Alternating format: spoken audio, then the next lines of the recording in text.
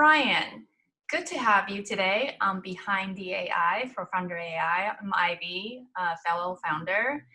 Very excited to be talking today. We're kind of doing the series to connect the human aspects of all of the technology that we're building, so then people can get to know us better. So give us a go.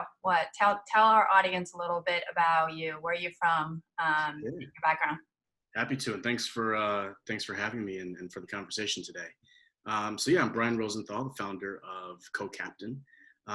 Originally from Chicago and based now in lovely New York City with my family, where we both live and work. So loving the transition to being a New Yorker, where I've been for quite some time now.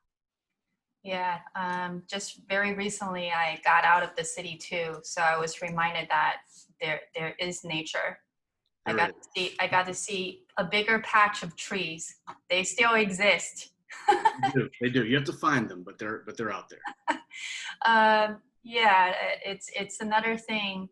Startup outside of the pandemic, cool. Already pretty stressful. Startup during the pandemic. It's a world of fun games, keeping us on our toes, right? So do you have we do this a lot. We have 300 different versions of decks. We have all different versions of pitches. Do you have a favorite version do you want to tell us about?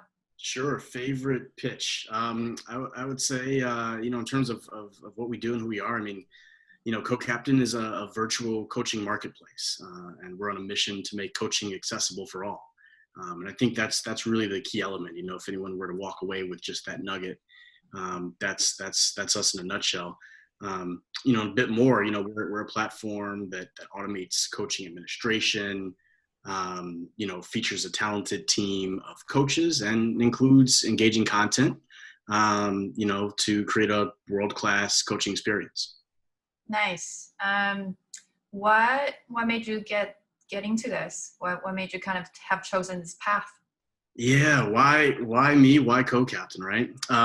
It's funny. I think that it probably dates back to my time in college, long time ago. I developed a passion for entrepreneurship at that point, and probably like many founders, I think I've had 100 different ideas that I wanted to run with at any given point in time. But ultimately, making coaching accessible for all was the fit for me. And it comes from my experience. I've spent 15, 16 years now as an HR leader, a career in HR, in a variety of organizations, some large, some small. And during that time, I've often provided coaching to members of our team, right? And most of the time, those resources were limited to executives. So for a very long time now, I wanted to democratize coaching. And of course, that means coaching within all levels of the organization, but it also means outside the provisions of your employer. So to individuals who need support personally or in their career, to small business owners or aspiring business owners, right? Who, anyone with a professional dream, quite honestly, that, has a path, has a vision, but like most of us needs support to get there. And so that was the impetus for starting CoCaptain. I would also say, in particular, we want coaching to be extended to underprivileged populations, including people of color, where coaching, for many reasons, including affordability among others, may not be as prevalent. And so for us, it's about everyone can benefit from a coach. How do we extend it to as many people as possible? And that's why I built it. Love it. I'm also in the business of human capital, Mm-hmm. and there's nothing to be said about having people who believe in what you do, right? And a lot of times that kind of support, that level of deep, profound connection, usually comes from people who are, in your corner, your coach, Sure. Yeah, your coach and your mentors. Well said. Yeah, and nothing beats that mind-to-mind connection. I kind of have brought this up in other interviews too. You can't just watch a couple of YouTube videos and have all the mentorship stuff that you need, right? That's right. There's a difference between content and knowledge. 100%, 100%. And it's so valuable. And I think back to my career, right? Which, you know, I feel like I've been fortunate. I feel like I've had access to resources and I've been able to be successful. Um, and despite that, I think even for me, right, if I had a coach earlier in my career, I think there's so many points in time where I could have overcome an obstacle or maybe even be further along where I am today, just based on having other people share their knowledge. So there's definitely value.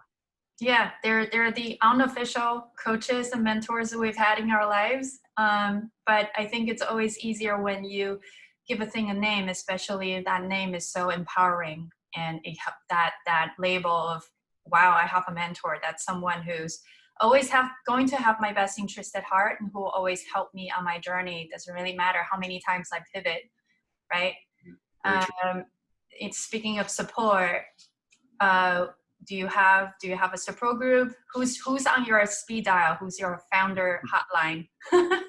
Founder hotline. I need an old fashioned, like punchline there. I need, there's several buttons, right? Because I think as a founder, you need multiple different types of support.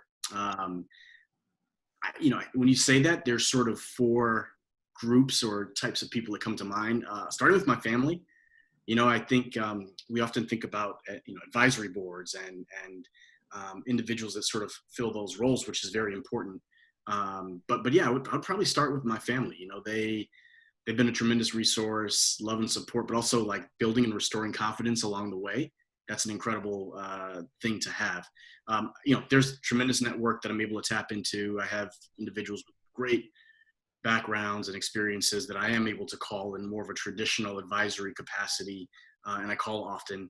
I have a coach, so no surprise there from the guy who's doing a coaching platform. I do have a coach, and he's been an incredible coach, but also thought partner and teammate, sort of all rolled into one. And then this maybe is not directly to your point, but something I've just sort of learned along the way is like it's really important to be able to pick up the phone and call customers that you've developed a really close relationship with. They're not the hotline, so you don't call them and say, "Hey, I'm in trouble," but having that honest dialogue about how you can add value, what they need, and how you can continue to support them through their needs and providing solutions, particularly when you're an earlier stage, founder as I am. That's incredibly valuable. So being honest and open and having that direct conversation with customers, I think is tremendous part of it as well. Yeah, I love it. I have something similar going on. It's not a hotline. You're not there calling desperation, needing therapy. Yeah. But a lot of times it's by showing a little bit of vulnerability, even if your audience is customers. I think you don't know this, but maybe they're also really looking forward to that call, right? Because whenever we're checking in, albeit it might not be sort of an immediate relief in terms of, solving any tangible problems, but I think, having the other voice, talking shop, but also in a very different sense, not talking shop in a way of, the traditional ways of meeting numbers, but talking shop in terms of like, how do I help you solve a problem? Especially in the days of like the pandemic. I think COVID times, that level of customer research is also a form of therapy. I think I'm speaking to a lot of customers these days, and I have to say I've never heard that level of energy in the voice. I think people are just really into forming connections. We're all definitely experiencing a little bit of Zoom fatigue For sure. these days, but those dialogues tend to lead to other things and also small talks, right? We were chatting before we got started, and it's just there is a lot of value in small talks these days, which I'm sure, being the coaching business, it's all about the adjacent conversations that can lead to the super meaningful one. Absolutely. And those connections are real and are important, right? And I think go back to February, right before everything sort of led to the state that we're in today, right? None of us knew what to expect or how long, the change would take place. And I think I remember reading articles back in March that's like, this is what the world will look like 3 months from now when it's all over. And here we are months later, and we're still sort of dealing with it, not just in the US, but globally, right? And so um, I think we underestimate the value of those connections. And to your point, making them in ways that are maybe unique or less traditional than you would have before is part of it as well, right? So for me, that's family. Like you said, it's even other founders and people within our networks, and customers are part of that journey too. Yep, for sure. So now the big question. Well, it's a big one because it's what keeps us moving forward. What's your favorite part about being a founder? Favorite part about being a founder? Yeah, I mean, I think it's the building and creating. Um, as I mentioned, I've sort of caught this bug dating way back to college, and I don't know that I ever really embraced it. I've sort of had like one foot in, one foot out, consulting here, consulting there, but I had a day job, right? Like always had my thing for the past 15, 16 years. And I don't regret that journey at all. I think it's like part of how I got to where I am today. But yeah, I'm now really, really enjoying the creation process. I was telling someone earlier in the week, yeah, I think it was earlier this week, about like my analogy of being a founder is almost like being an artist, right? So I have no artistic skills whatsoever, very little, but I love it, right? Like I love art. I don't get to go to many art shows these days because of COVID, but I love seeing other people's creations. And I think being a founder can be like that, right? You start out, you've got this like blank canvas, and you have a vision, you're on your way to like making it come to life, and like other people have no idea what you're doing. They may not really see where you're going with it, but you have this like mission, right? And for me, being a founder is that it's the journey. It's tough, it's fun, I'm having fun doing it. It's tough, you challenge yourself. I think every day there's something to overcome, right? So if you're someone who sort of likes fast pace, nonstop, constant change, like a little chaos makes me happy. Like, that's founder life. And you have to have an appreciation for it. And you also have to be sort of tough enough to work through it. Right. So that's the process I love. And there's growth in that. Right. So I think aside from the output, which people will see, right. For me, it's CoCaptain. Aside from seeing CoCaptain grow and evolve, there's personal growth in that as well, and that's something that I think is pretty unique and that I love. Yeah, it's the perfect blend. Uh, Curiosity, growth mindset, right? And always an open mind. Yeah. And a lot of ideation. A lot of ideation. Absolutely. Ideation that makes you wake up in the middle of the night and fly off your bed and you just want to write down a note. But before you know, you're like, I'm working now. Absolutely. And it's funny. I mean, as I mentioned, I've worked in a variety of different organizations in the past, and I hope, right, my goal is to keep this spirit, right, beyond the early days. So 5 years from now, CoCaptain is this thriving organization that is fulfilling the mission that we set out to achieve, right?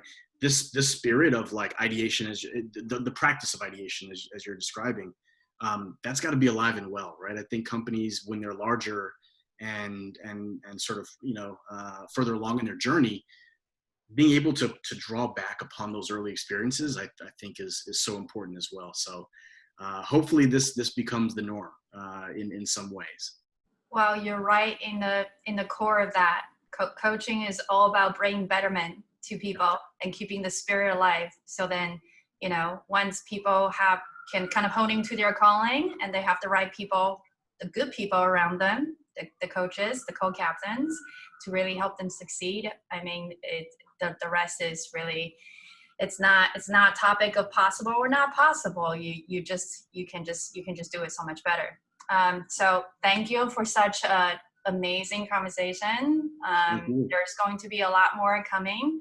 Check out CoCaptain. How do we find you, Brian? Yeah, you can view us online at cocaptain.co, C-O. And yeah, feel free to reach out to me directly. Check us out online. Look forward to introducing anyone to more about our organization, but also to our coaches. Nice. So check out the coaches, check out CoCaptain. This is another episode of Behind the AI, and I'm Ivy for Founder AI. Thank you, Ryan. Thank you. Keep it going.